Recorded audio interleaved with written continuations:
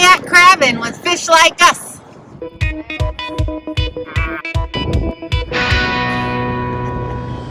Boom. Crab. Big daddy crab in there. Try to run off if he thinks he can escape. The crab cannot get you if you pinch him in the right spot. But if you mess up, you're risking a finger break. This is where you grab blue crabs.